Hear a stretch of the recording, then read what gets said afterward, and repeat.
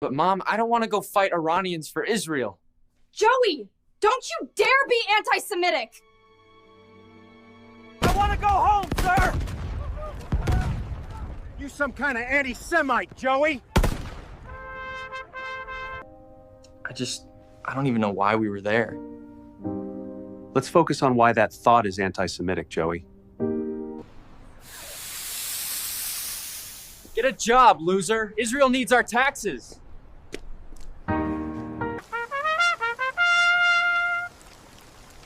But I'm not even dead. That's anti-Semitic, son.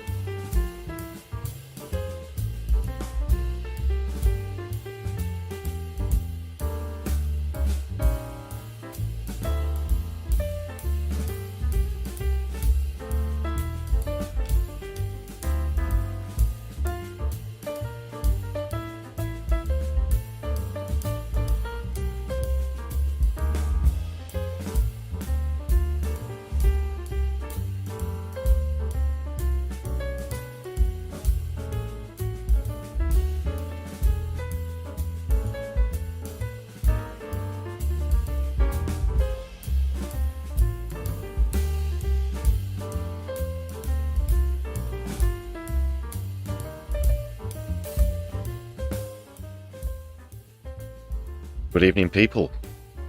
Happy Socialist Sunday, and welcome to the Sunday live stream on My Left Eye. I'm your host, Lefty. Very warm welcome to everybody.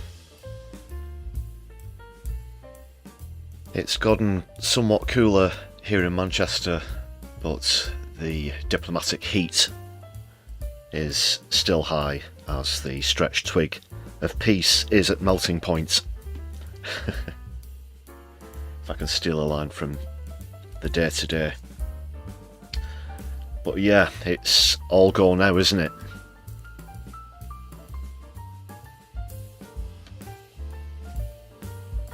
Well, I hope you're all having a good evening and you had a good week.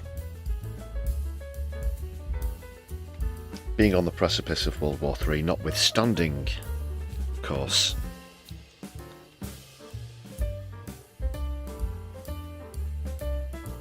So a lot to get into, obviously. The US now getting their foot right in this. With last night's attack, this morning's attack, I should say. Well, this is it now. I'll be getting into that, the international response to the outcome of this in the short term and long term scale as well, plus heaps more, the latest from Gaza and so on and so forth. Hope you've all hit thumbs up on the stream. Let me just pull up some stats here. Oh yes, excellent, everybody's hit thumbs up who's watching so far. Let's keep that up, people. Give us a mention on your social media as well, whether you share this stream or some other content. Had a video yesterday that concerns this ongoing situation. US Defence Secretary somewhat changing their mind over Iran's nuclear capabilities. So check that out if you've not seen it as well. What a time to be alive, people. Okay, so we've got Chris in the chat. Nice to see you as always. In first and number one, Doctor in the House, Doc Davies. The Truth is here as well. Let the truth be heard.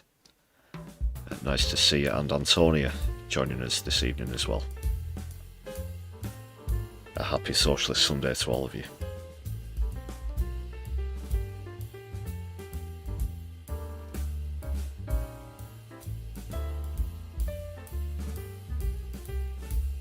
Well, this is very tense even as I come to you on the live stream, so there are going to be obvious consequences from what America's done now. So I'll be keeping my eye on the latest feeds and stuff. tonight. I dare say there could be some heavy attacks going Israel's way, potentially even US military bases now.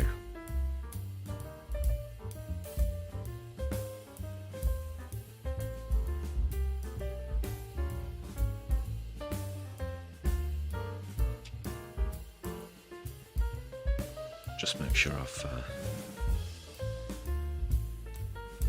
got that open in a tab.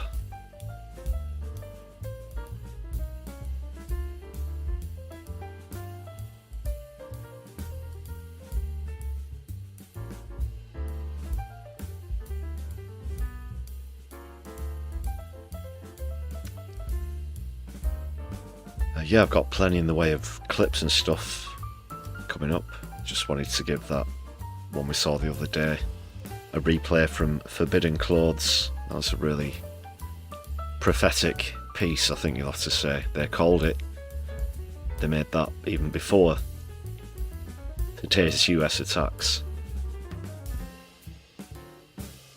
It's 2003 all over again, by the looks of it.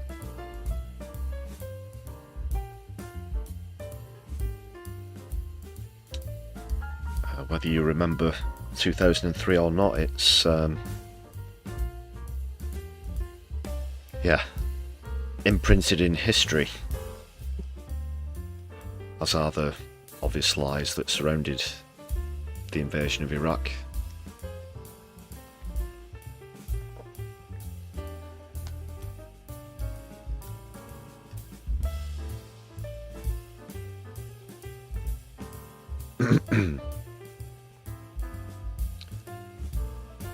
Just noticed when I was scrolling through that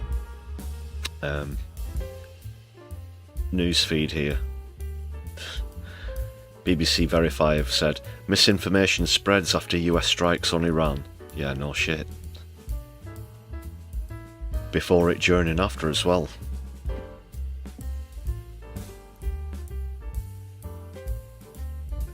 So amongst all of that, I will be analysing Trump's statement as well as press conference that he gave, which I've not seen all the way through, so that'll be more or less a first time reaction from me. I've seen one or two sort of 10-15 second clips from it, but not the whole thing. It's not really long, it's a few minutes, but even those few minutes, it's going to be lots to criticise and push back against, I'm sure.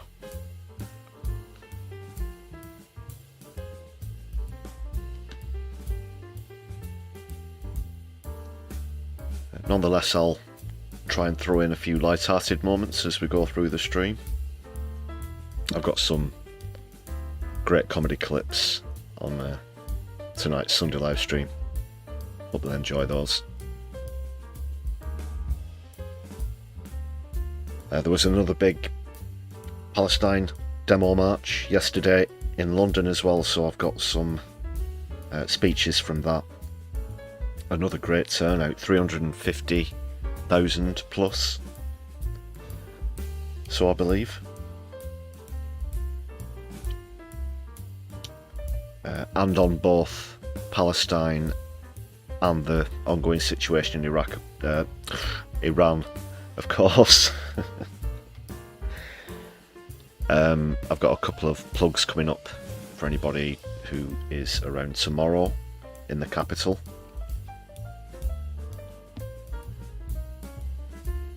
Yeah, lots of protest happening now. It's not, all these things now that are happening in our names. We risk getting dragged into World War III with what's happening in Iran. More time than ever for people to rise up, unite and speak out.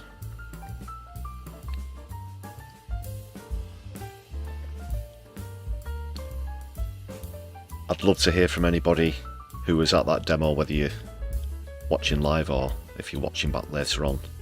Please do share your experiences and thoughts in the comments.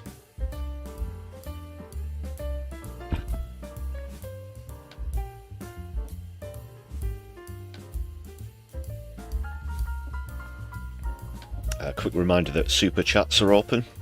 If you've got anything that needs my immediate attention, super thanks as well for anybody watching back later. Of course, the most preferred way of contributing towards the channel is with a membership. Like these marvellous members you can see on your screen are doing. Thank you very much to everybody for your support.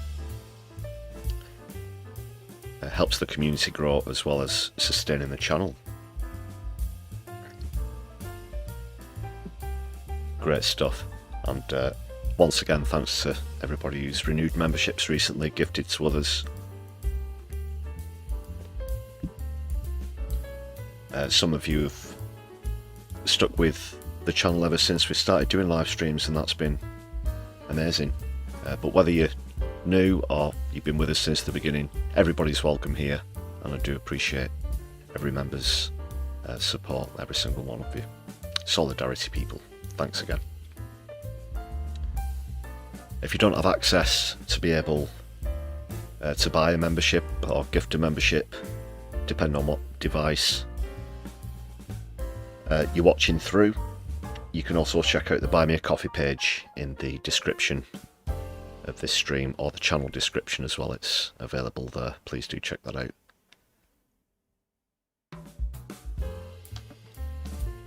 Need to stay caffeinated when I'm making content.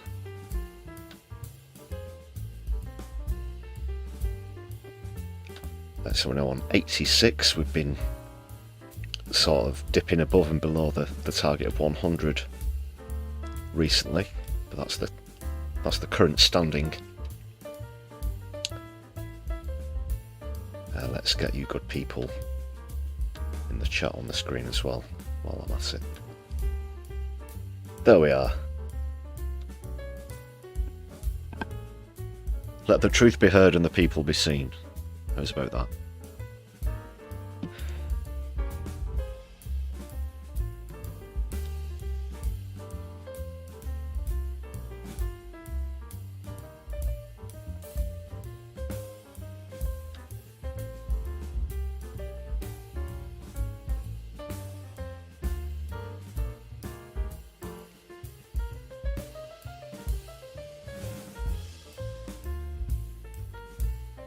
Right, now that we're all gathered together, let's take a dip into the lounge. Let's get this party started, people.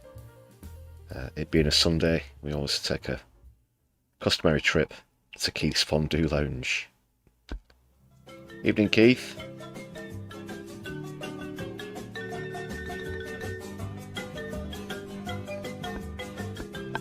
And again, look, just over his shoulder there, Tony Blair. The painting shouting at Keith, saying, "Do what I did. Just go with America. Just go with what they're doing."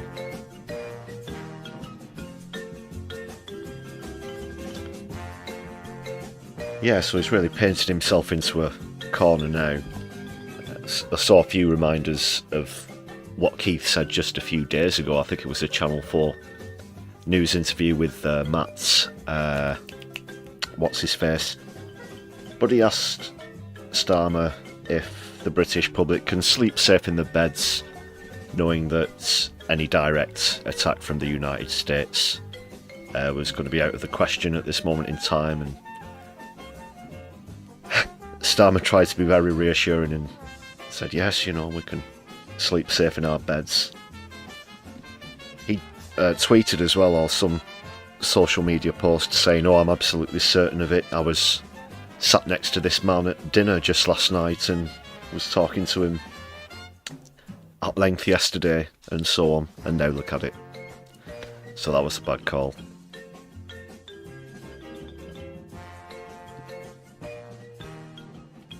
And Jonathan Reynolds was out earlier. I think it was on LBC, and I've not got the clip, but just a very quick description.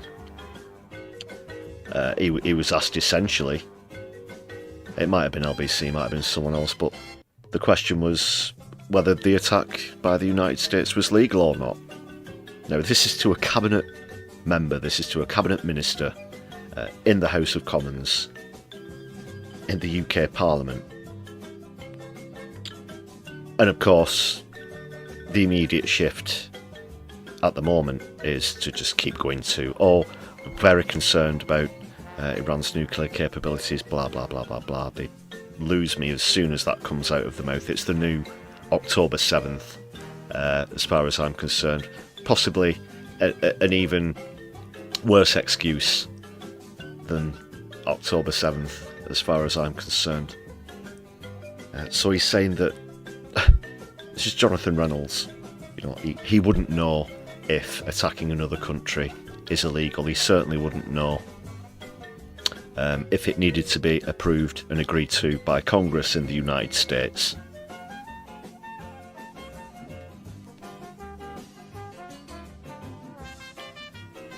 The lies, hypocrisy, the gaslighting, it's going to be off the scale now, people.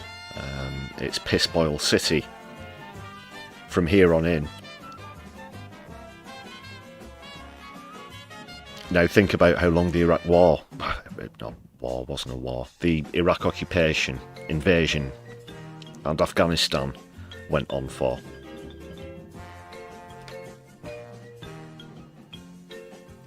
Years and years and years.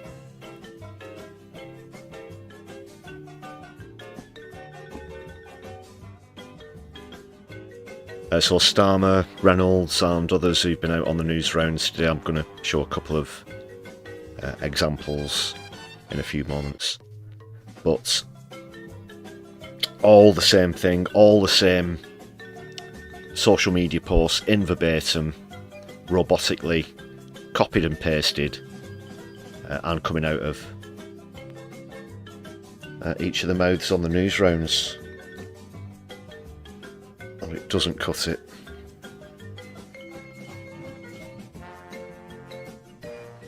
What else is there? Oh, they want to be very clear. You'll notice all of these tweets and everything have finished with British armed forces were not involved in this operation, or words to that effect. Now, I can't say I won't be entirely surprised if in the coming weeks, months, it could be years down the line, that we find out that that's also a lie, that wasn't true, because we know that there have been British spy plane runs over Palestine, over Iran and Iraq recently. Also the refuelling of IDF Air Force planes in Cyprus, we know about that as well.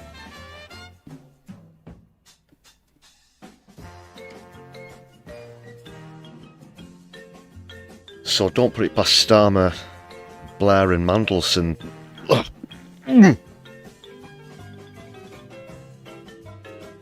Excuse me.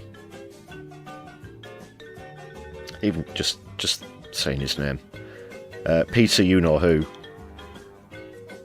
They're up to their old tricks again.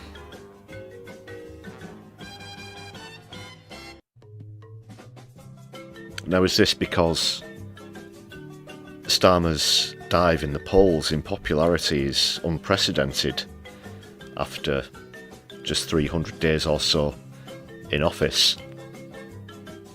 Is this a desperate act?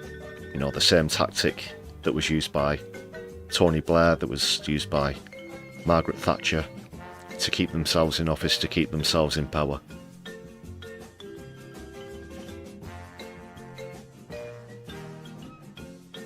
He's fighting a losing battle against reform at the moment, so he could already be resorting to desperate measures, dragging this country into an illegal war, an unnecessary war.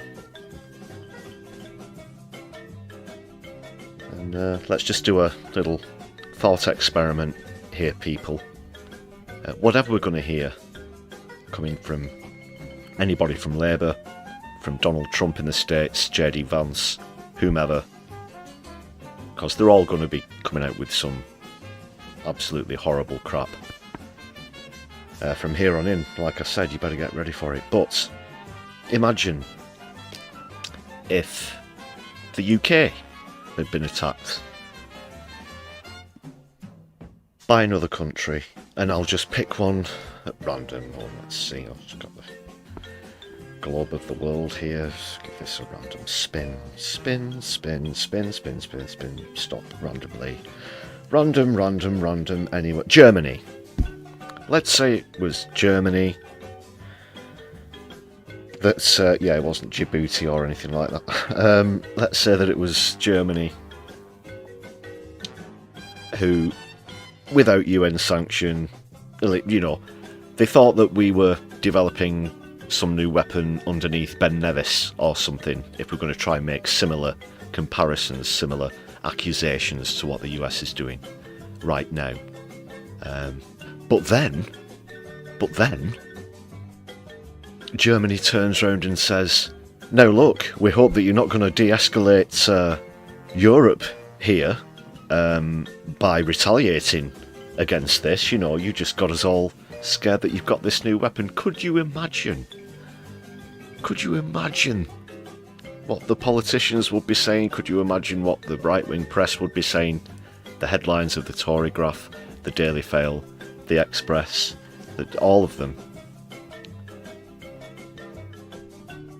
And it's just, that's why it is such hypocrisy. That's why it's such hypocrisy. So there are a few things that I'm beyond at this point. Already, you know, this is the early throes of this, which I think will get much worse, unfortunately, and go on for a lot longer. But I'm past hearing about concerns about nuclear weapons capabilities, because I know that that's bollocks. I've explained why in previous videos. I'm not going to hear that for one moment from any country that has nuclear weapons itself, because again, it's just rank hypocrisy. We're not hearing the same things being said about Israel, that's got 90 unsanctioned nuclear weapons. Israel that haven't signed the the non-proliferation treaty. No.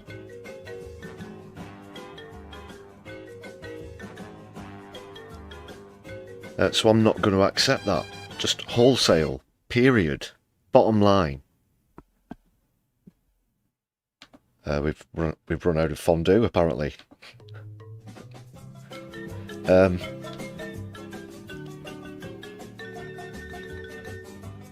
Yeah, and this is the kind of, you know, lens that you have to look through these things through.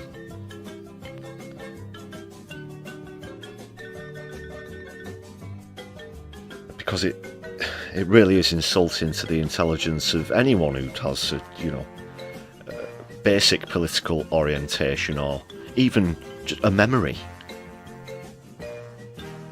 You don't have to be any expert in any particular field to know when you're being lied to, or to be able to spot hypocrisy. Hedy, thanks for joining us on the chat. Let's see, we've had a few more newcomers whilst I've been ranting away here. Odin Allfather, thank you for joining us. Hope you're well. Happy Socialist Sunday to you. Also, Mr. Pike Bishop is with us, and Jojo. Solidarity.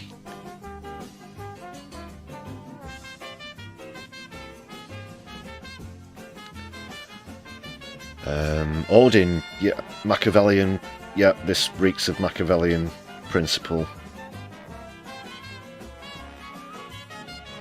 They don't have any new ideas, do they? It's all just history repeating, and this time again. Now, there are a couple of other things that worry me, that concern me, going back to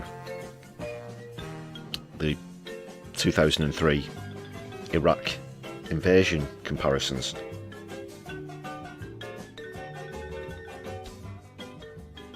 One big thing, one massive thing, that obviously illegal invasion took part on the false premise of what many people believe to be a false flag attack, air quotes, terrorist attack on the United States of America, for which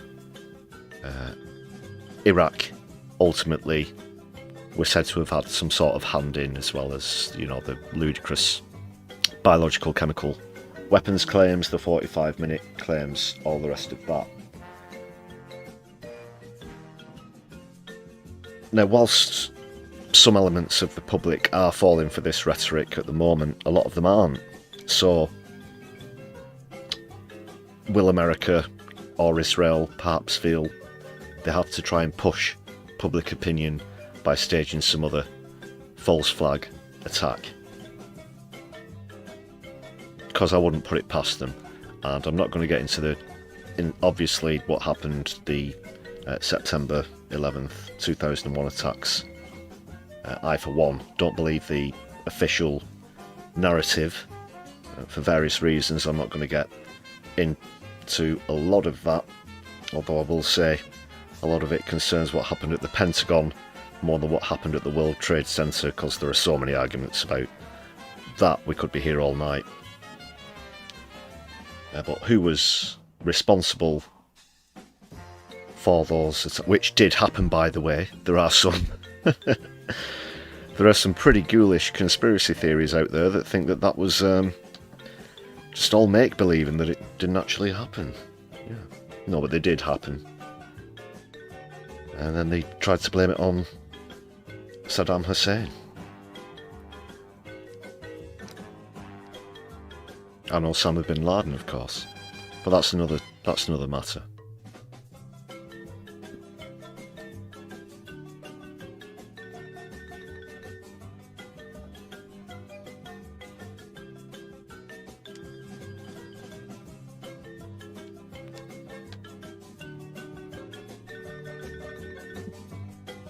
Yeah, we could call Keith to negotiate a fondue supply, perhaps.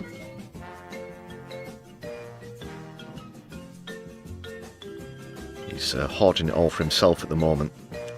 We might just have to leave the fondue there for now. I'll get more into this Iran business in a moment. Because I'm just getting warmed up here, people. This is nothing. I'm just getting started. And I'll bring back Herbie Ranger and the Supersonics. This is the soothing jazz of the Sunday Livestream house band.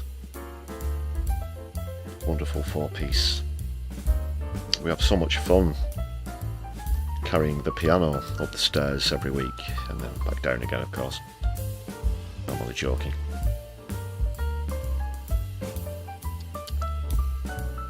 So yeah, shout out to Herbie and the boys.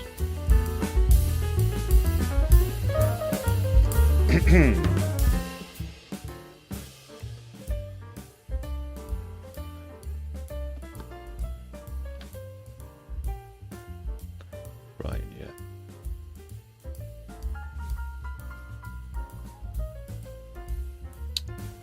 I got a little carried away there, but before we dive into this business a bit more, I've got another comedy clip. Someone I've not featured on the show before. I do definitely recommend checking out Jake G TV, and if you've not heard of them, then you'll see why they're worth checking out here. Breaking news, it turns out that the people carpet bombing the innocent are actually the good guys. Just kidding, that would be retarded. Let's go live to Steinberg. So you're saying they have weapons of mass destruction again? Exactly. It's the same excuse we've used since the towers fell. Not much has changed. Here's what we're gonna do. We're gonna get PTSD from hurting the innocent, then we die for the chosen people. Yeah. Let's go, we shouldn't be here. This non-chosen sand person lost his home and family just hours ago, but Israeli military officials say this is God's plan and questioning it is antiseptic. Please stop. I hear they're building a new restaurant in Tel Aviv. The chef prepares an amazing foreskin salad. This is where I will cook my foreskins. Imported directly from the adrenochrome factory. I've never tried the foreskin salad. Sounds satanic. Right. Probably part of their Talmudic beliefs. Right? Shapiro Stein. I miss 2001, back when we all blamed the same people. Today, everybody notices. This is why we do false flags. We go live to the dancing Israelis. These people really know how to dance, but the real dancers are on the roof. We're following these guys up to the top floor, no clue what's going on, but they're moving fast. Yo, check this out. We are God's chosen people. Breaking news out of Times Square. Officials say they found a Muslim passport in the debris. What was the juice? Sir, are you okay? Did you hear that just as the guy was running past? God. Breaking news out of Times Square. Officials say they found a Muslim passport in the debris. It was the Jews. Sir, are you okay? I'm sending my son off to Israelis. Iran tonight. You saw it from your apartment? Yeah, right over there. It was the Jews. Sir, are you okay? I'm sending my son off to Iran tonight. You saw it from your apartment? Yeah, right over there. They were just dancing. It didn't look right. Right, now, sorry to interrupt comedy clips so many times, but this refers to what I just mentioned before I played the clip, who's to blame for 9/11 now. In case you weren't aware, there were a group of Israeli citizens who were spotted dancing on a rooftop shortly as or after the World Trade Center was collapsing. It was reported as suspicious, and the police arrived and arrested these people. And they said that they were sent there by the Israeli government to film the event, to document the event, air quotes, the event. So, like I was saying, I wasn't getting into who may or may not be to blame for those attacks. But how could Israel have known that there was going to be any so-called events to witness, let alone send people halfway across the world to document? So I'll just go back. Views at this, guys. I'm sending my kids to Iran tonight. It was the Jews. Sir, are you okay? I'm sending my son off to Iran tonight. You saw it from your apartment? Yeah, right over there. They were just dancing. It didn't look right. Wow. We better go fund that. Right? It feels good to personally fund the most grotesque acts of violence. Back to you, Dennis. Anyways, follow my boy, Jake GTV, if you're not retarded. Yeah. Jake GTV is where you want to go if you want to see more of that. That was brilliant stuff, and brilliant production values, similar to the Forbidden Clothes one, and coming up with this stuff at quite short notice as well. You really have to take your hat off to whoever does put these together. Well, it's Jake G TV. I don't know if it's just one person or a team, but definitely check them out. Where's the music?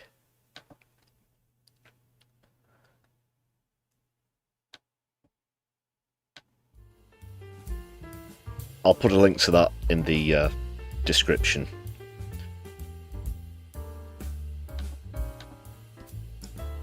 After the stream, of course. Kind of in the middle of something right now.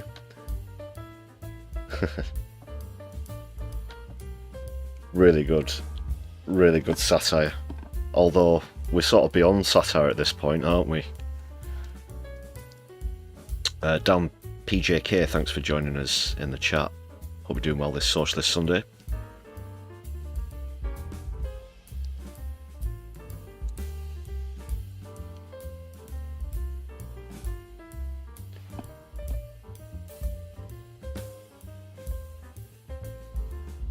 Now, let's get into this a bit deeper, people. Iran. If you provoke a fight, don't cry when the punches come. If you bomb a sovereign state, don't act surprised when they respond. This ain't a game. This ain't a drill. This is consequence. Israel lit the match. Iran didn't start this fire, but now they're walking through it like warriors, and suddenly the bully got a black eye, and he's crying out to Big Brother America to come hold him. Help us, Washington. We didn't think they'd fight back. Well, guess what? The days of getting hit without hitting back are over. Iran stood up, and that shook the Zionist throne, because they never expected resistance, just obedience. Now let me say this plain. You don't have to like Iran. You don't have to agree with Iran. But if you believe in justice, if you believe in dignity, you better stand with the defenseless. Because right now, Israel ain't fighting for survival. It's fighting to keep domination. And Iran is answering a slap with a fist. They're used to bombing cities and watching the world do nothing. But this time, the world watched Tehran rise. This time, there was an answer. And now the empire's golden child is shaking. Don't come crying now. When Palestinians cry, you look away. When Yemen starves, you fall silent. But when Tel Aviv trembles, you empty your treasury. This isn't about democracy. This is about loyalty to power. This is about who gets to kill and still be called innocent. But something's different. People are waking up. Truth is louder than propaganda now. You don't have to love the fighters, just love the people who can't defend themselves. Because the innocent don't have missiles, they have prayers. And right now, those prayers are louder than ever. To Israel, I say this, you started this, you live with it. To America, don't sell your soul to defend arrogance. The defenseless are not statistics. They are people, they are children, they are homes, they are voices that the bombs try to silence. But they will not be erased.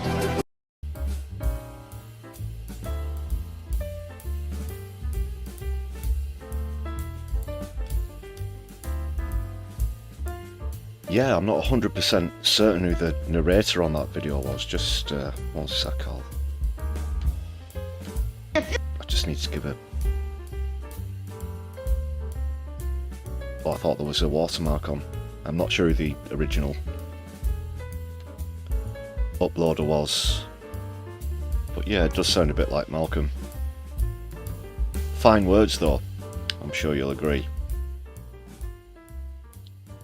Right, well, there's a lot to get into. Let's see where to start.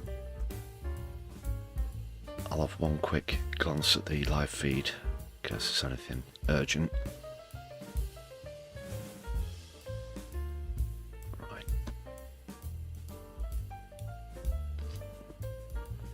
Well, let's just start with the sort of prelude to these attacks. I had the video out over the weekend about Tulsi Gabbard, who for some reason has changed her mind. First of all, she said that not only do Iran not have nuclear weapons, that they don't want to acquire them, and then all of a sudden she turned around and said the opposite, and that her words were taken out of context. But they seem pretty clear cut to me in that statement that she made at Congress. Perhaps this had something to do with it. A certain $46,500 that Tulsi Gabbard, US Director of National Intelligence, sorry, not Director of Defence, which I said earlier, just correct myself there. That's a big, it's not a bad chunk of change, is it, received from the pro-Israel lobby, and this is brought to us by Track APAC, who are definitely worth following. The keep a track, of course, of all of the politicians who've been lobbied by Israel.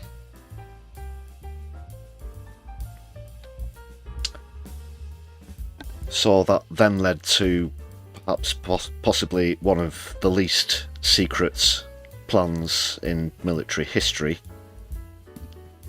when Trump essentially telegraphed that he was going to strike this nuclear facility underground, which enriches uranium, although not to nuclear weaponry levels, of course. So it's some 300 feet under the ground, the Fordo site, as it's known. The media were reporting about B-52 bombers leaving to go to, where was it? They were stationed at Guam. And then overnight, or the world awoke, whenever it was, depending on where you're watching from, there was news that the United States had already struck the Fordo base, and that the sort of B-52 thing was a bit of a decoy, as it were. However, Trump being so loud in his intentions, several trucks managed to get a lot of the equipment out of there anyway. And whilst the hyperbole coming from the United States might be that today's attack was devastating, the actual truth on the matter seems to be somewhat different. I'm just in fact seeing now on the live feed, which I'll put on screen in a moment, after something else I want to show you. But it's essentially saying the United Nations have made a statement saying that the amount of damage can't be determined. From what I've known, from what I know that I've seen today, the damage is certainly being overstated by the US. It seems to be, if anything, minimal. As since the attack, Iran have continued to launch another wave. I think they're up to the 20-odd wave of attacks now against Israel, so it's certainly not disrupted that. It doesn't seem to have disrupted the uranium enrichment either, so a bit of a failed mission, it looks like, at the moment.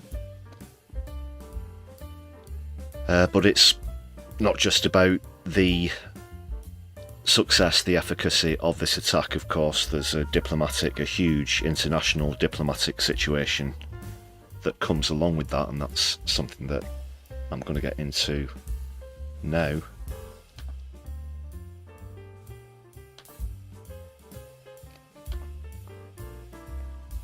And the first response from Iran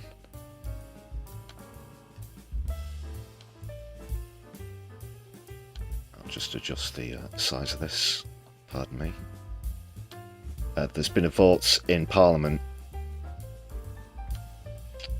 and they've more or less unanimously agreed to close one of the major shipping lanes, the Strait of Hormuz, which 20% of the world's oil goes through. So already economists and whatnot are predicting this is going to see a massive price hike. You could see oil going way above $200 a barrel, perhaps as high as $300 per barrel. That's not great. It's an essential waterway, as I said, in a lot of sense, similar to things like the Suez Canal, the Panama Canal also, which won't be... Is he going to try and rename this one as well, Trump? Who's see? Let's see. But just moving back over to the Middle East. Now, when you need to get to the Middle East, historically, before these canals and straits and waterways were opened up, there's this little itty-bitty thing that sort of gets in the way of ships when they need to get to the Middle East, and it's called Africa, the continent of Africa. So without them, you have to go all the way around, around the southern horn of Africa, and then back up towards the Middle East, which adds a great amount of time and cost towards such logistical endeavours. So this will have global impacts immediately.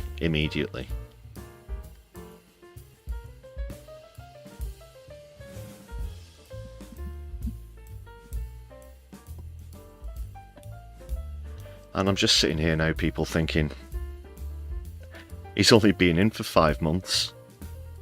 Donald Trump has only been the President of the United States, in his second term this is, for 5 months. And let's look at the track record. Let's see. So first of all, he pardoned the January 6 rioters, didn't he? We've had all of the stuff with tariffs. He's made the stock market crash. He's crashed the economy with all this stuff over tariffs and an unnecessary sort of international trade war that he's opened. And now this 5 months. We've had the ICE thing, the illegal arrest of US citizens, the xenophobic clampdown already. It's 5 months in. Crazy, isn't it? What a time to be alive, people. So that's going to be one of the first responses.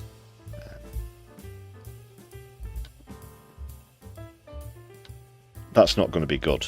That affects the interests of so many countries in the region and across the world.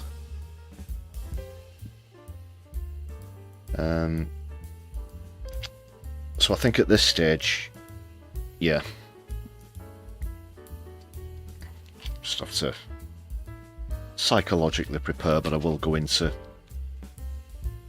the statement that Trump made before I get into a few more of the international political consequences and how this will only lead to more military escalation in the region. So this is more or less the full announcement, I think. Okay. Trigger alert, people. Thank you very much. A short time ago, the U.S. Oh, just fuck off. Just fuck off. Fuck. See, it's only just started. This is going to be difficult, isn't it? Just compose myself for a moment here. Right, let's go. Let's try again. Military carried out massive precision strikes on the 3 key nuclear facilities in the Iranian regime, Fordow, Natanz, and Esfahan. Everybody. I'm going to challenge Donald Trump to say Iranian uranium like 7 times in a row, and if he doesn't do it, he has to give me like $1 billion. We heard those names for years as they built this horribly destructive enterprise. Our objective was the destruction of Iran's nuclear enrichment capacity and a stop to the nuclear threat posed by the world's #1 state sponsor of terror. Oh, tonight I can I'm looking at to the world's biggest state sponsor of terror. Strikes were a spectacular military success. Iran's key nuclear enrichment facilities have been completely and totally obliterated. That's a lie. Iran, the bully of the Middle East, must now make peace. America calling Iran the bully of the Middle East. I'll just bring it up again in case we need reminding. What's the thing? I'll just make that smaller because the chat's the... Look at all those, look. All those places that have been attacked by bombing, sabotage, or attempted government overthrow since World War II, going right the way back to 1945 as soon as it ended, up to present day, where you can see, if I zoom in, it finishes with Iran 2005 to present,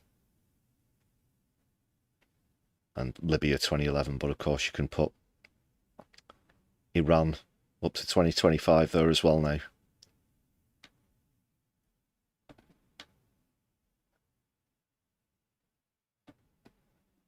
And Iran haven't invaded another country for 200 years. What a hypocrite. They do not, future attacks will be far greater and a lot easier. For 40 years, Iran has been saying death to America, death to Israel. They have been killing our people, blowing off their arms, blowing off their legs with roads.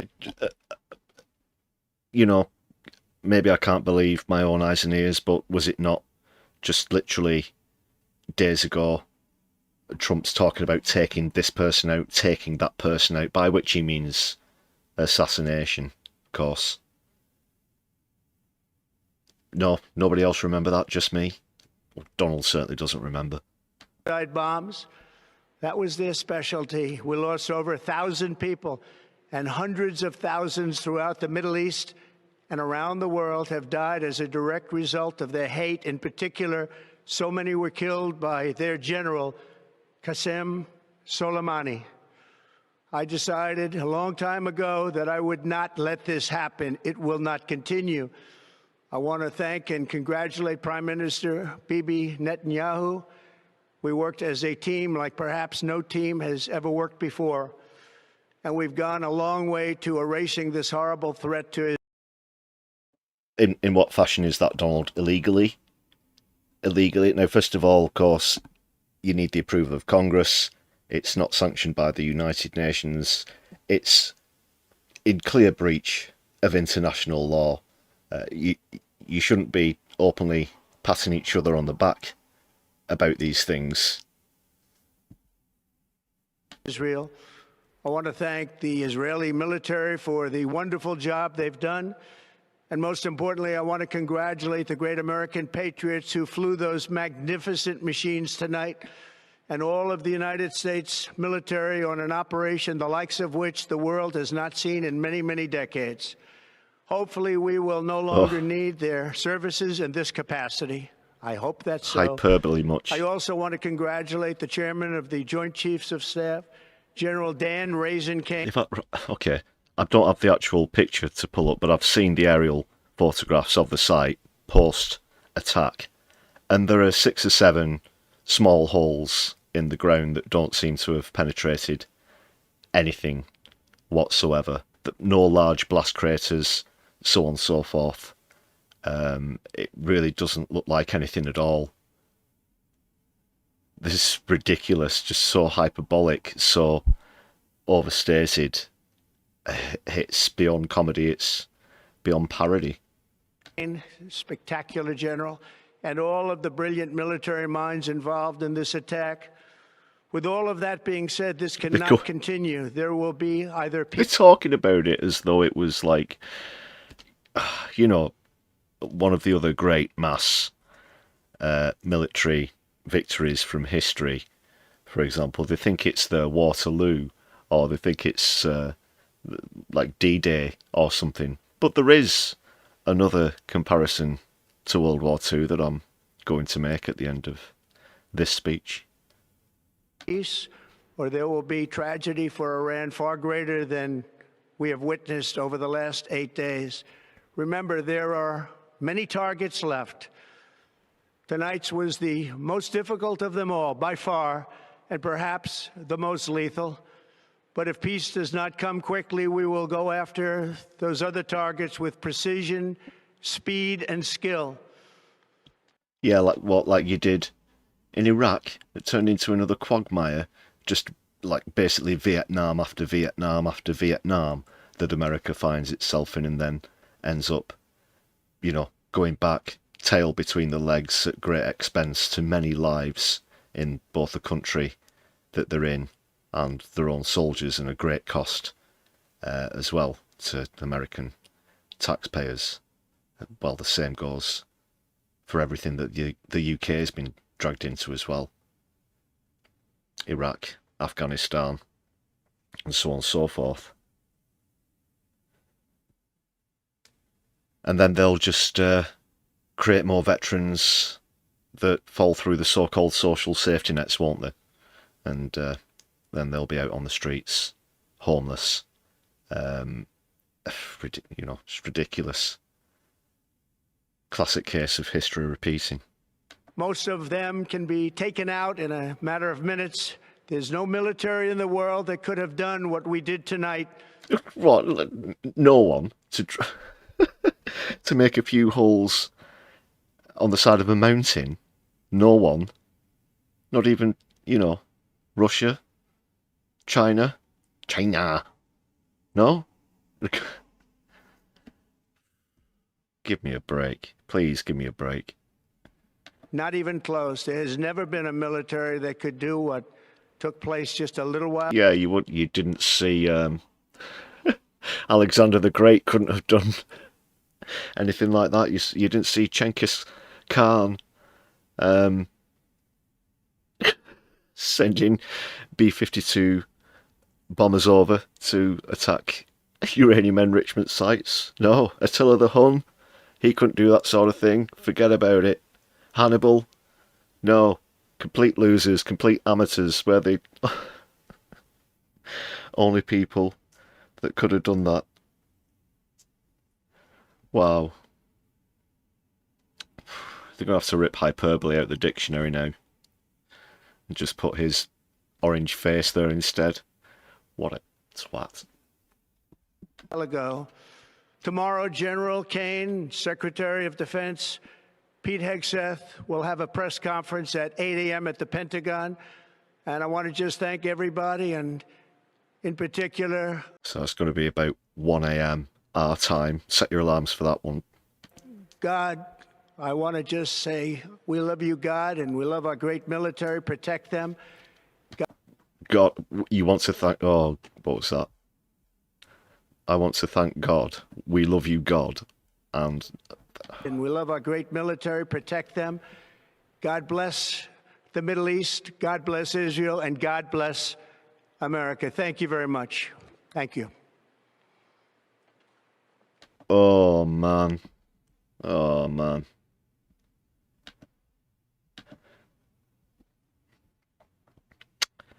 Yeah. Yeah. So this is a play.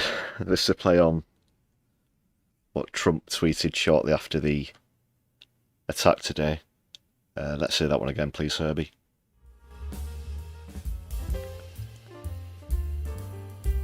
But it's from Emperor Hirohito, and you'll note the date, 7th of December, 1941. You could say a day that would go down in infamy in history. Of course, all planes are now outside of America airspace. A full payload of bombs, capital letters bombs, was dropped on the primary site, Pearl Harbor. All planes are safely on their way home. Congratulations to our great Japanese warriors. There is not another military in the world that could have done this. Now is the time for peace. Thank you for your attention on this matter. Very good. Yeah, bombing for peace. What was it on that placard? Bombing for peace is like fucking for virginity.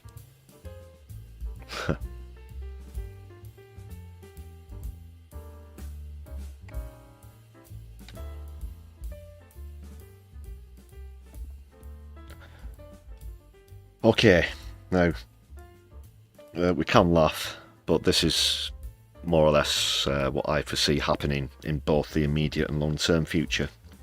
We'll start with short-term first, and this is only going off statements that have been made, assurances / promises that have been made by people who have historically followed upon the word on these matters. First of all, Yemen. The Yemeni Houthis were very vocal over the last few days that should America directly attack their allies Iran, then they would in turn assist them in attacking US military bases, for example. So I think the Houthis are going to be pretty busy, and I dare say, come the next time I'm with you on a Sunday live stream, that I'll be reporting on some Houthi attacks on the United States. I think that's more or less, you can put that in the bank, as far as I'm concerned, because they've been very successful in the recent past. That is the Houthis.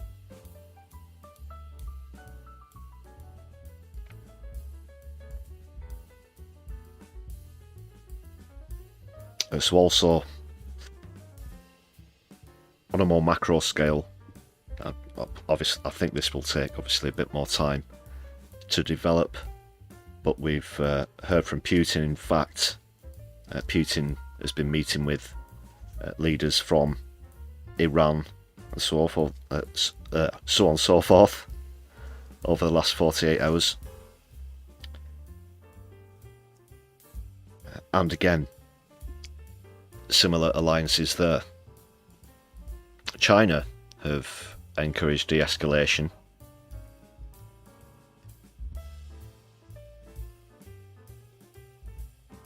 So these are big international players here.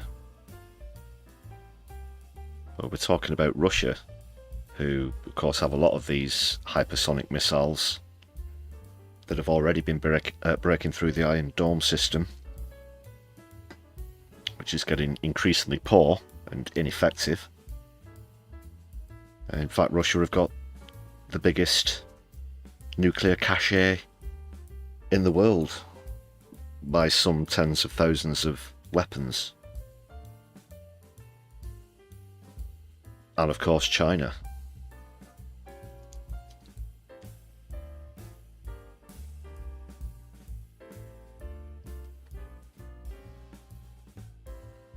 And that's if things head the way that they're heading now. Who knows? Who knows?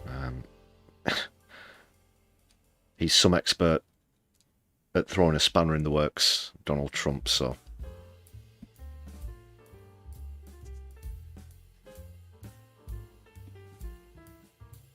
This is bad. It's very bad. I can't say that I'm more than a little concerned at this point.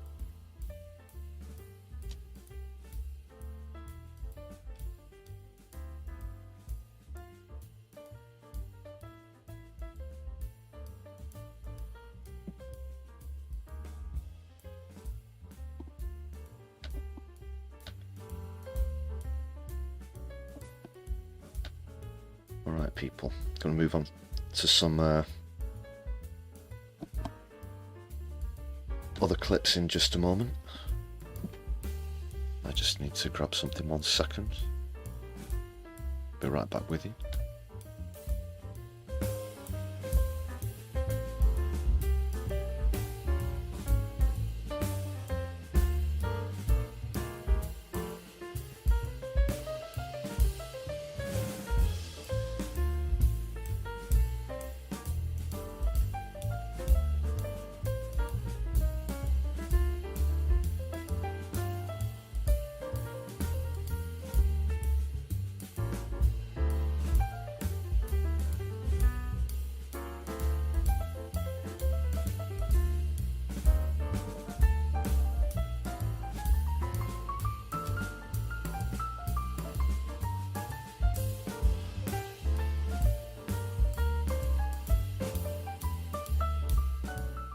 Okay people, yeah, want to know your thoughts on this unsanctioned illegal attack, the immediate and future consequences of it. Keep me posted in the chats, in the comments if you're watching back later on.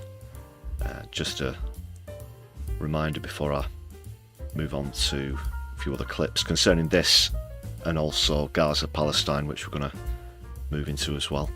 Make sure you've hit thumbs up on the stream as well people. Thanks a lot.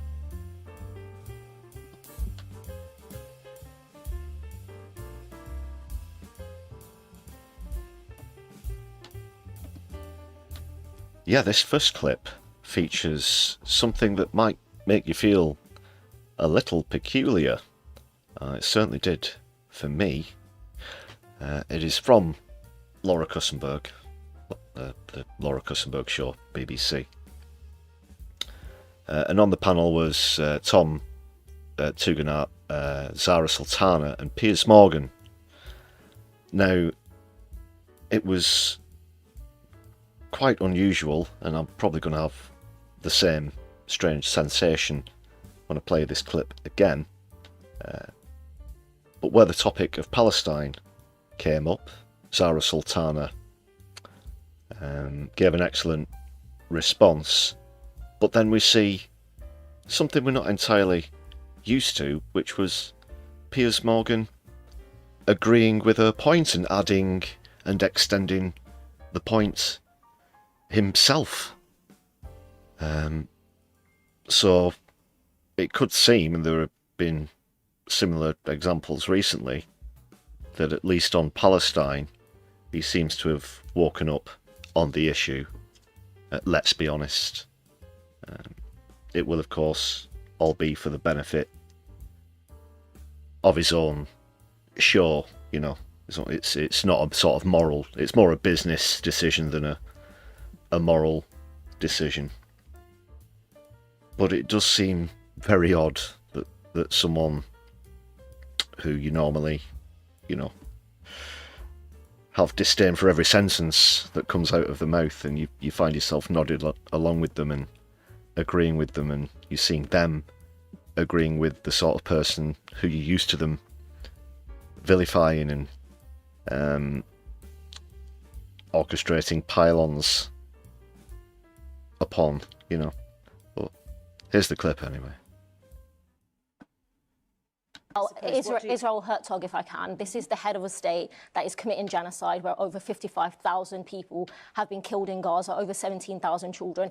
In fact, after the October the 7th attacks, Israel Herzog himself accused all of Gaza's population of collective responsibility. He said the entire nation is responsible. The rhetoric that civilians are not involved, it's absolutely not true. And ICJ judges included that genocidal intent in their ruling. This is a man that should be at The Hague, not platformed on the BBC. But that legal process has not concluded yet. There is no legal ruling that they are engaged in genocide in that way. But they are admitting ethnic...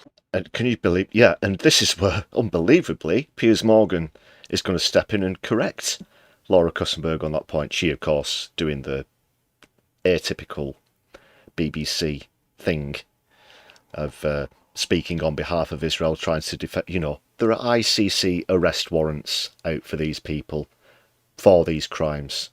But, oh no, the trial hasn't taken place yet, so you can't officially say that that's happening.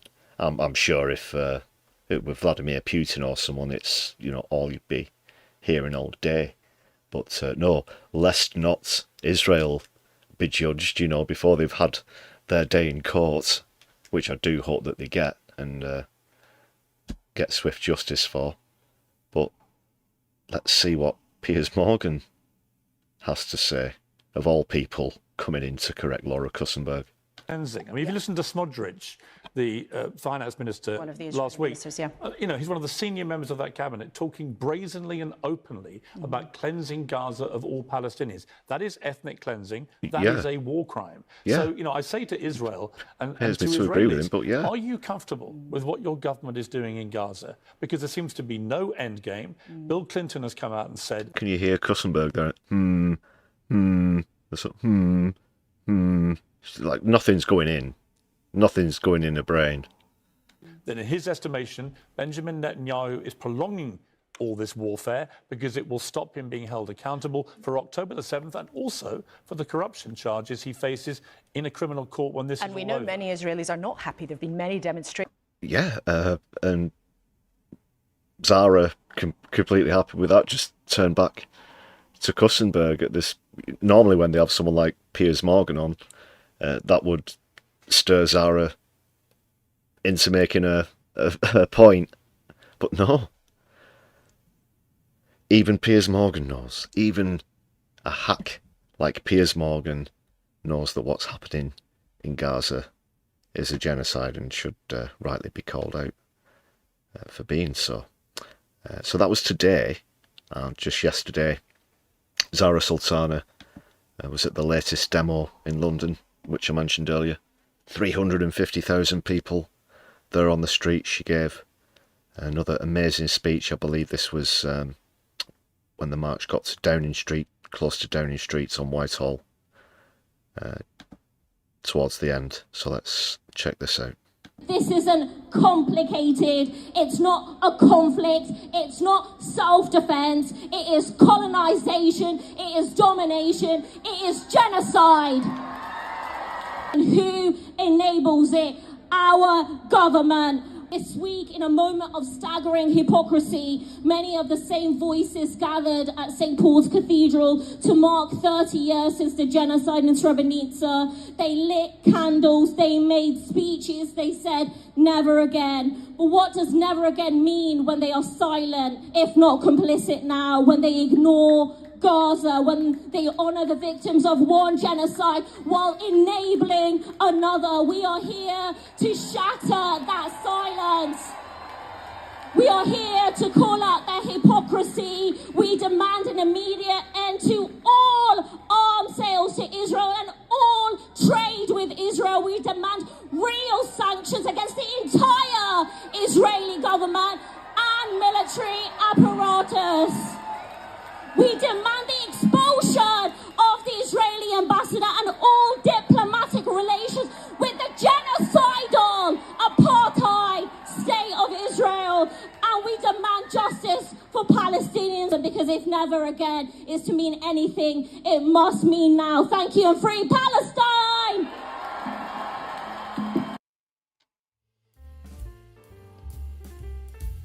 Marvellous as always, and as ever.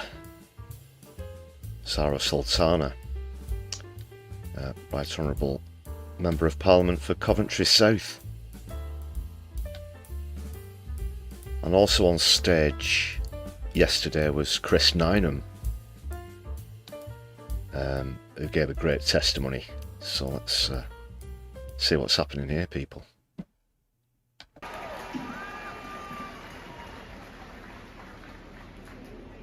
Let us be absolutely clear. Unlike Britain and the US, which occupied Afghanistan and Iraq and bombed Libya, Syria and Yemen, Iran has invaded no other country since it became a state in 1935. Unlike Britain, the US, France and Israel, Iran has no nuclear weapons. Unlike Britain and the other Western powers, they have not spent the last 20 months enabling and defending a genocide. I am no supporter of the Iranian regime, but we will not let the war-crazed leaders of Israel and the Western world dress up their battle for domination in fine words about democracy, security or freedom.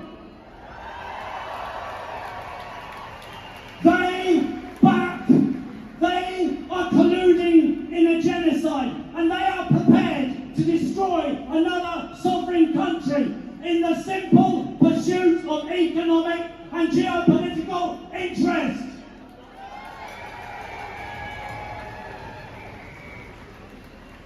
But let's be clear about something else.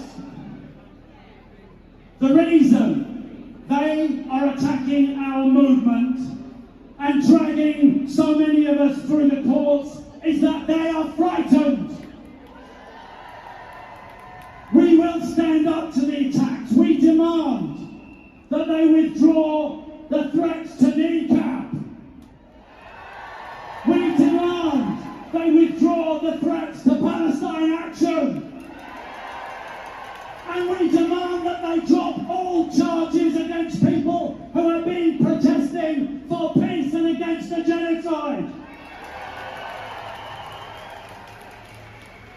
But they know, in their hearts, they know they are losing the argument, and they can see a gathering revolt. And they are concerned, they are worried, they are frightened that we might just win.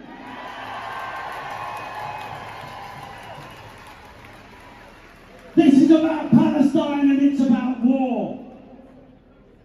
But they worry too that this is a movement that stands for a different kind of world, where every child is cherished, where no one is homeless, where no pensioner goes hungry, and where no money is wasted on weapons of war. And finally, I want to say this. You, the people who have made up this magnificent movement, you are not just protesters, you are organisers and leaders, every one of you. And you have to be. You have to be. Because we need to become a force with such reach and power in society that we can make sure their walls are unworkable and make certain that it is our vision of the future that prevails. Thank you very much.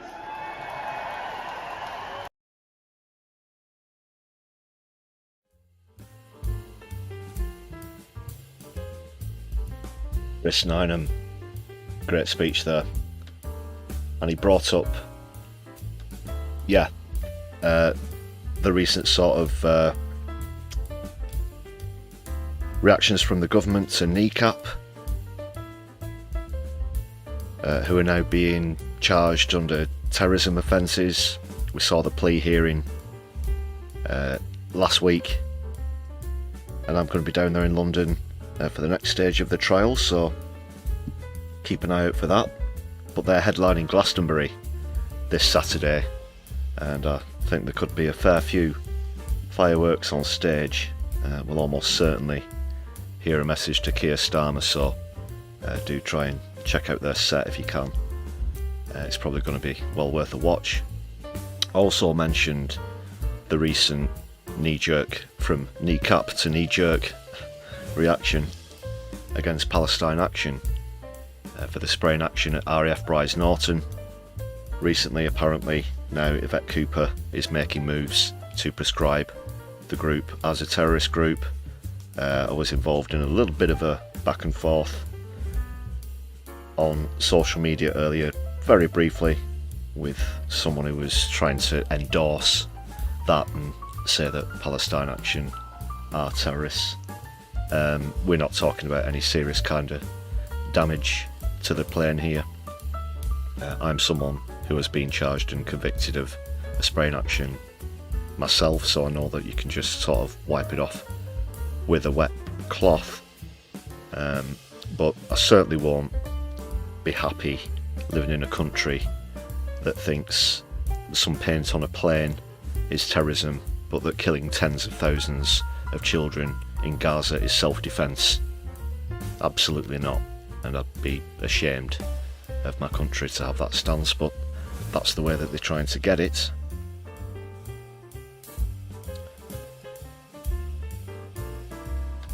Unfortunately, lots of people are speaking out about this as well, including Zara Sultana, who we saw just there. But how's about this? In 2003, as she reminds us, anti-war activists broke into RAF Fairford to stop US bombers heading towards Iraq. Keir Starmer himself defended their actions and said it was justified. Justified. Underline that word. Circle it in red marker to prevent war crimes. Now his government is banning Palestine Action for doing the same. The Prime Minister is a hypocrite.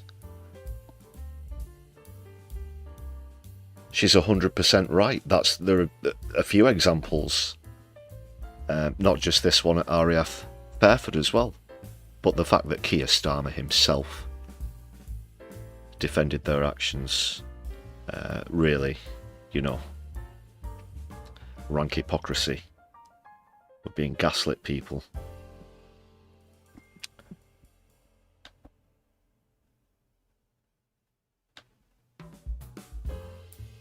And there are other ways, if you want to get involved with speaking out about this. If you live in London, if you're around London tomorrow, I'm just going to do a plug for this here.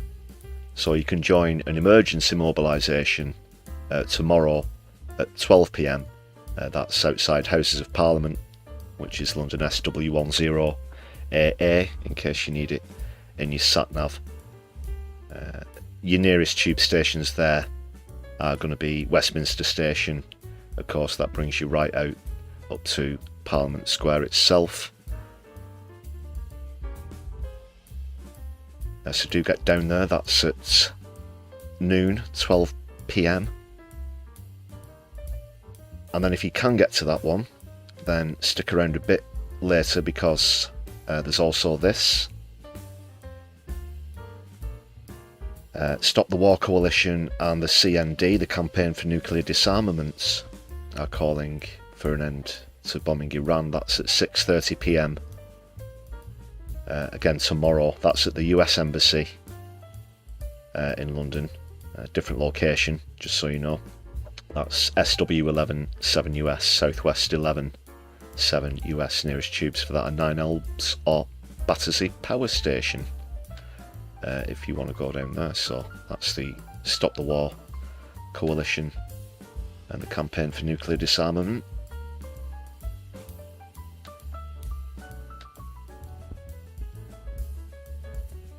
Always happy to give free plugs for causes I believe in. So let me know if anything's happening in your area, wherever you are.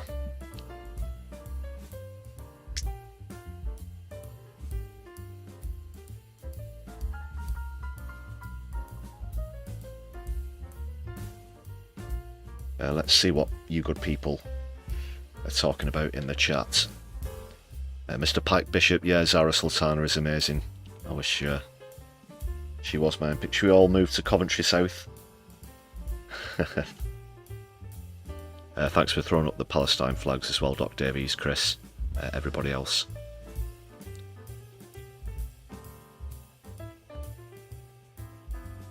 What else was saying? Sneaky Fish, great to see you. Yeah, in that Trump tweet, the original one, the word bombs was specifically capitalised. But he's, you know, not exactly got a history of coherent tweeting, has he? What was the one during his first term? The coffee, he was trying to type coffee and it went very wrong. Cov for thief, something like that. Do you remember that one? Yeah, he's not good at the tweets.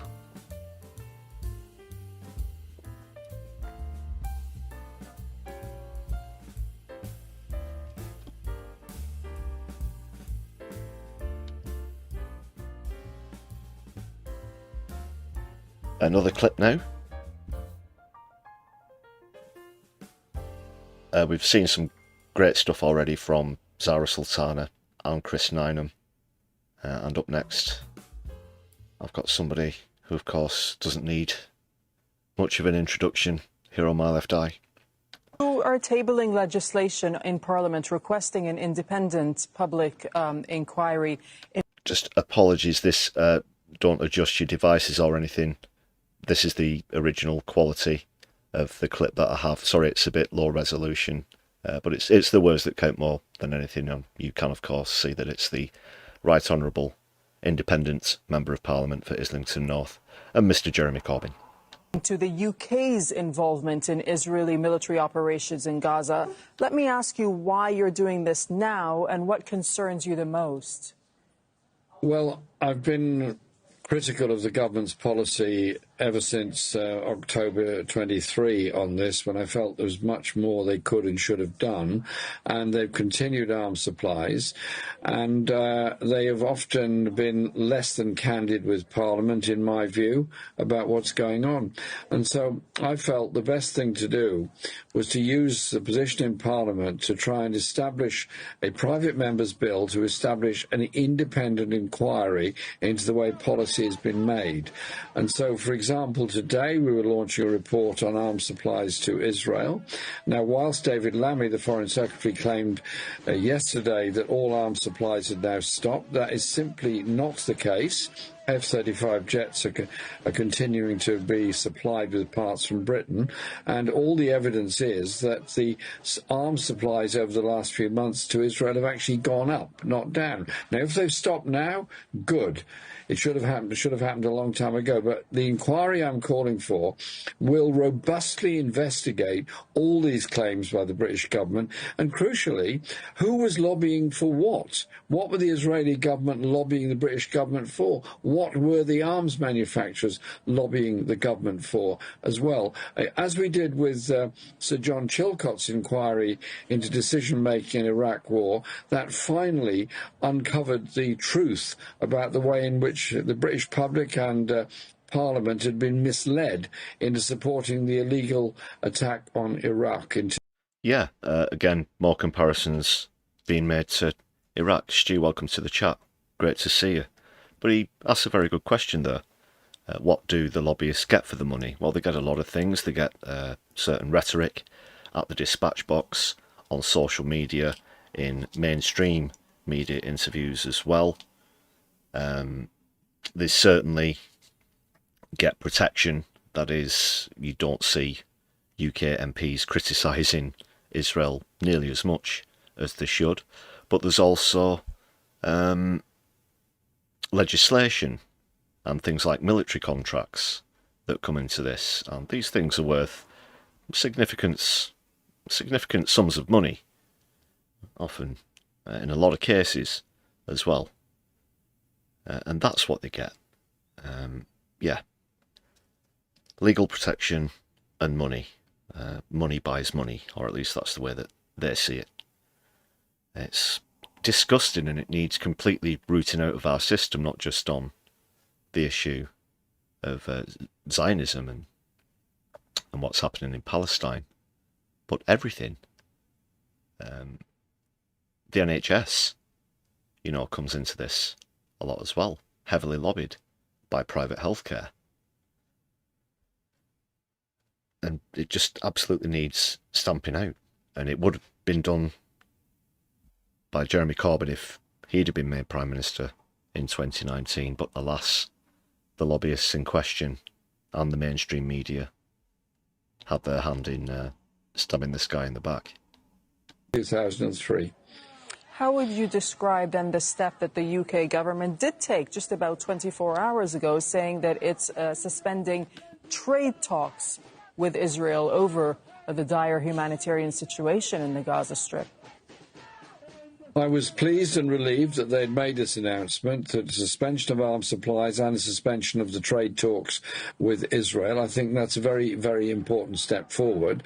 Our demands now are to do everything they can to get urgently food and other aid into Gaza, and that relies obviously on the cooperation of a lot of people, but the pressure from all the neighbouring countries and all those ambassadors that were shot at today must be saying, well, this is an abominable situation.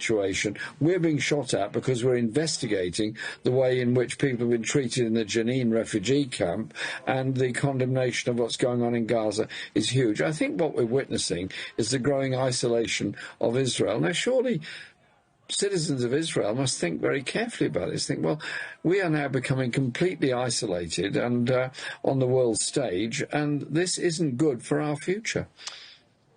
Did you think that the situation in Gaza would get any worse today than it has been before? It's very hard to think how it could get worse. The film I'm watching of children with bulging eyes and emaciated legs, dying of thirst and hunger, is heartbreaking for their families, for their parents, and so many more. And the death rate will go up and up, and the health problems will go on, and the mental health problems will go on and on. You keep on thinking it can't get any worse. Yet, on top of all of the destruction of Gaza, Netanyahu then launches a new bombing campaign to bomb the rubble of Gaza in order to do, I presume, just to kill more Palestinian people. Somewhere along the line, the world has got to wake up and stop Israel from doing this. Okay, we'll leave it there. Jeremy Corbyn, you're speaking to us from London this hour. Thank you so much for your time on Al Jazeera. My pleasure. Thank you very much.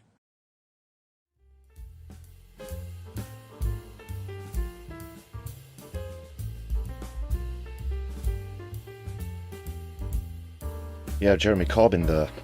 Rumours are he's set to be co-founding some sort of new political vehicle for the left, some sort of party.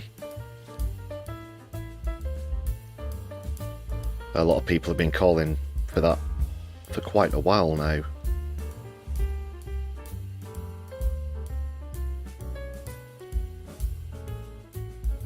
Yeah, and if that does happen, I'm sure that they, as he always has been, will continue to speak out for Palestine and for Gaza. Stu, yeah, that's another massive issue in this where the lobbies are concerned. AIPAC, they are massive in America. Can't be overstated just how much influence they have over politicians and the media. Double Down News, I think, have done some really great stuff on that as well. I think I've seen Navarra Media as well. I do mention them, of course, myself from time to time, but these investigative journalist pieces from DDN are definitely worth checking out if you've got a few minutes. Definitely worth the time. It's also definitely worth your time to hit the thumbs up button on the stream, people, and check out some of the recent content.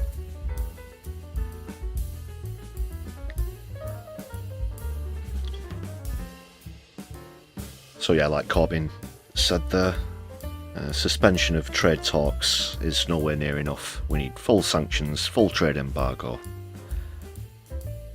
I also personally believe that we should offer military assistance in getting the aid through to Gaza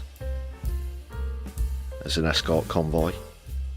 Why don't we do something a bit more positive with our military for once in helping bring aid to hundreds of thousands of starving Gazans, rather than, you know, using it to spy on them, to tell Israel will be a good place to, air quotes, hit next. Or now in Iran.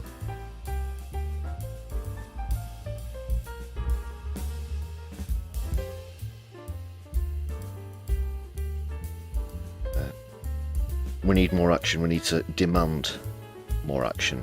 So do what you can, people. Regular viewers, of course, all know that I'm an ongoing political and environmental activist with JSO as well as Youth Demand, who had a block at the march down there in London on Saturday. I wasn't part of it. I couldn't get down to London this week or this weekend, but I've got some footage from the Youth Demand block. Let's check this out.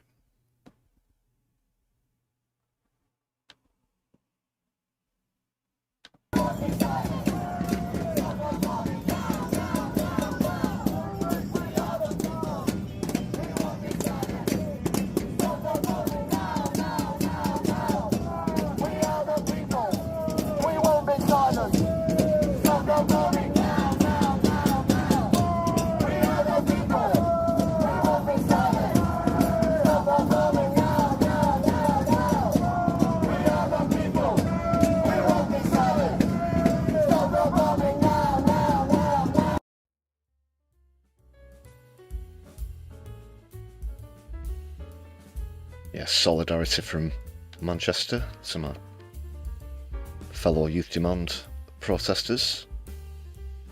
Of course, my left eye isn't any official form of Youth Demand or JSO media, just to reiterate that. But yeah, great turnout as well, part of the 350,000 who were there, but at the same time, and there was so much going on in the media recently, this wasn't widely reported, but they did actually shut down Waterloo Station with a protest on the same day as well. Here's a bit of footage from that. I need to give a shout out to Rankson as well for these couple of clips. Yeah, one of my friends and fellow protesters. Give him a follow actually on Twitter, Rankson, at Revolting Hippie.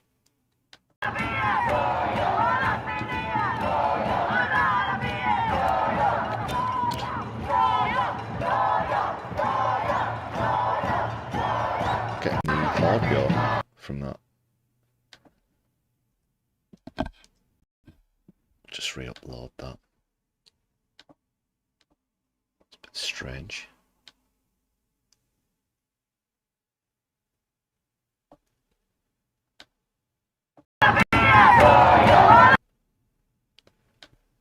Just a quick resize. Sorry about that, people. Why it was only playing the audio.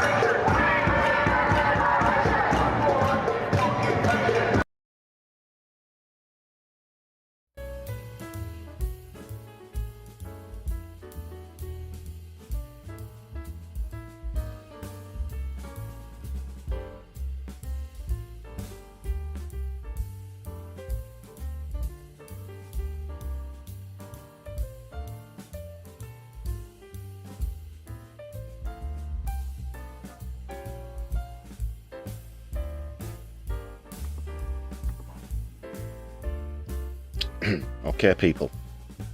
Awesome stuff there, yeah. Talk about fear of missing out. I wish I could have been down there myself.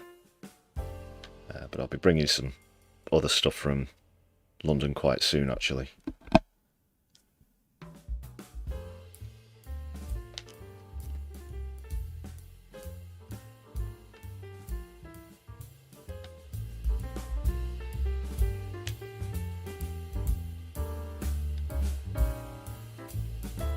Yeah, the left always have the best beats.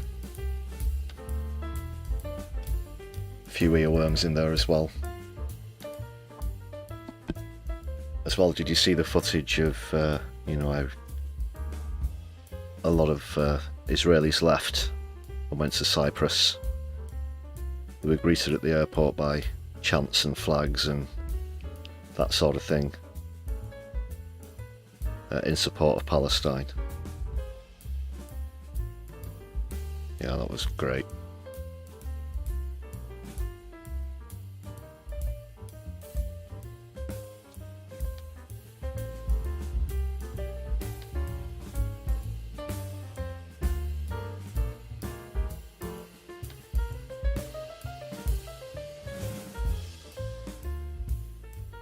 Alright, another comedic interlude now. It's part 2 actually to something that I played on the last live stream on Friday from Nicole, and she's highlighting the struggle of those kind of people who left Israel. You know, get your small violins out, people. You know. So this is part 2. It's really good. Move away. I'm Israeli, I need a room. I don't have reservation, but I'm fleeing a war.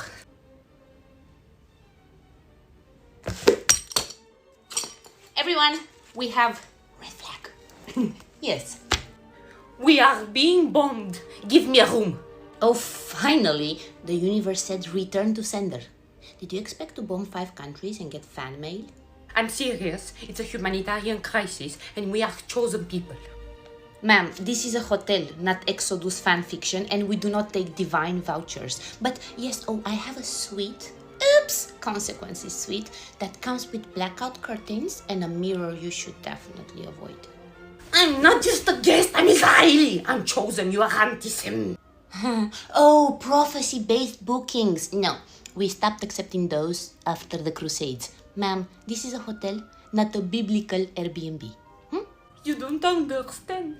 My whole country is under attack. And yet you made it all the way in a coordinated outfit, and hydrated, and deeply offended, because the truth travels faster than your entitlement. You need to feel compassion for us. We need safety. Well, you should have thought about that before turning the entire region into a demolition site and stealing land. This is outrageous! So it's apartheid, but here we are, doing checking. Well, actually, divine checkmate. Shall I check availability? I hope this place has security. Yes, but please do not mistake the buffet breakfast with a Hamas commando center. And also, if you don't like anyone, because nobody likes you, do not preemptively attack them by flattening the building to defend yourself. This is cruel. Who, Karma? Oh yes, she's relentless. Well, I have number Fatah 1. Nah, it's a joke. It's 404. Error, just like the international law when it comes to your government. Hamas. You Hamas. Here's the key, and breakfast ends at 10. At the same time, your double standards usually kick in. Hey, wait, come. Please do not annex the elevator. You get towels, not territories. And we kindly ask you not to establish new borders between the rooftop and the coffee stations. And our Wi-Fi is strong, but not strong enough to connect you with divine real estate claims.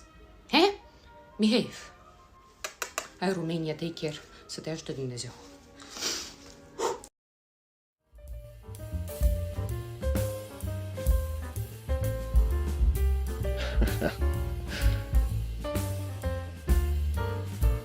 Really funny. Nicole Janis.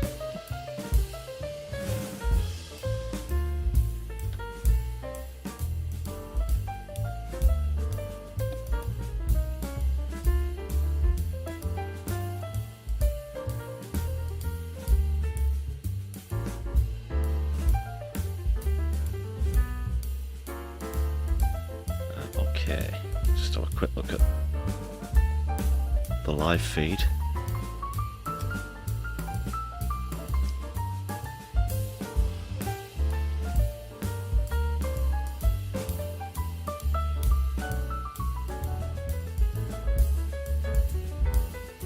There's not much in terms of activity. Haven't been any new waves launched by Iran since I came on stream. Again, latest reports that the damage at Fordo can't be determined. That's still the latest. Hard lines, Donald.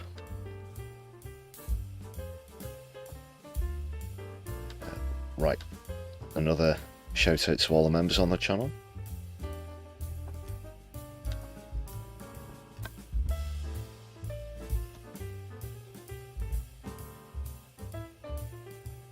You can't join this list of marvellous members, it's just 99p. Check out the perks when you hit the join button, there's a link in the stream description and the channel description as well.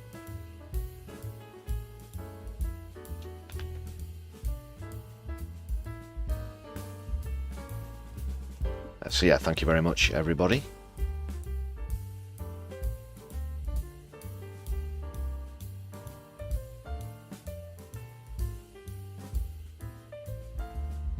And we'll be taking a dip back into the fondue lounge as we part ways in a few moments, but stick around people. We might only be parting ways in terms of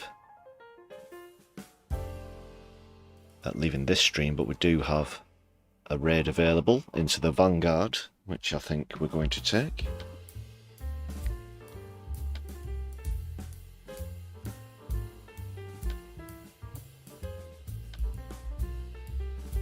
We will say goodnight to Herbie Ranger and the Supersonics. Thanks for the background music, guys.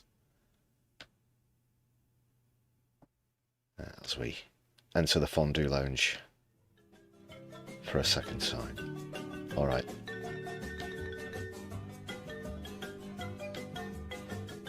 So people, thanks for joining me on the stream. Tonight we're going to be going into the Vanguard in just a moment, I should say, if I can get my words out. So stick around for that. Make sure that you've hit thumbs up on this stream before we go over there, and do them a favour and hit thumbs up on theirs. Let's show some solidarity.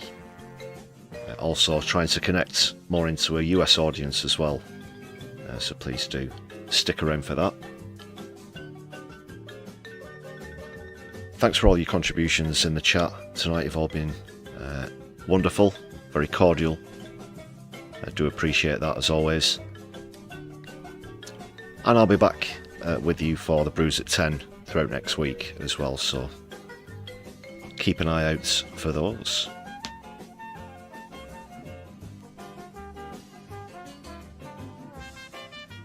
Emma Richardson, hope you have a very good evening as well. Thanks for joining us on the stream.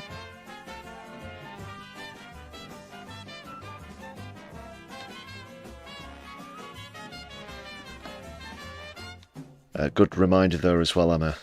Keep an eye out for mushroom clouds. Just rain clouds here in Manchester tonight.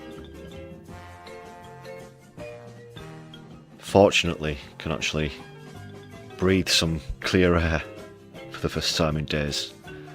But I'll still keep my eye out for the mushroom clouds as well. Might as well go out with a smile.